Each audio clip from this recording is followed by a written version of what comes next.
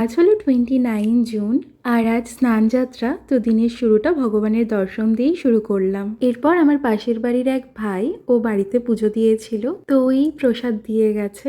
এরপর বাগান থেকে কিছু টাটকা সবজি নিয়ে নিলাম।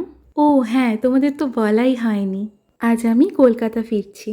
ওখানে গিয়ে তো প্রতিদিন বাজারে যাওয়া হয় না, আর তাছাড়া অনলাইনে তো এত টাটকা শাকসবজিও পাওয়া যায় না। আর তাই ভাবলাম বাড়িতে যখন আছি তখন কয়েকটা শাক পাতা নিয়েই যাই। আর কাকা কাল বেশ কিছু আম এনেছিল, তো কয়েকটা নিয়ে নিলাম। বছরের শেষ আম বলে মনিও বলল একটু বেশি করেই নিয়ে যা। এরপর বসে পড়েছিলাম লাঞ্চে।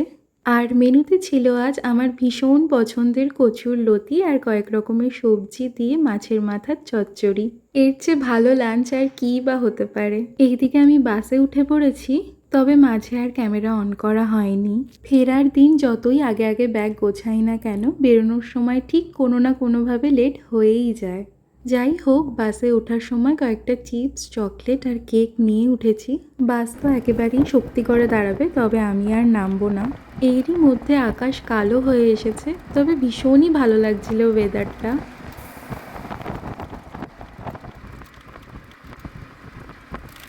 এই যে বৃষ্টিও নেমে গেছে। আর আমি আজকে যে উইন্ডো সিটটা পেয়েছিলাম সেই উইন্ডোটা ভাঙা ছিল, তো ওই যে বৃষ্টির সময় কাজটা নামানো হলো, সেটা আর ওঠানো গেল না। যাকগে, প্রায় 6 ঘন্টার জার্নি করে বাড়িতে পৌঁছে বসে পড়েছি এখন খেতে। মনি বাড়ি থেকে মাছের ঝোল পাঠিয়ে দিয়েছিল, আর আমি করেছিলাম ভাত আর পটল সেদ্ধ।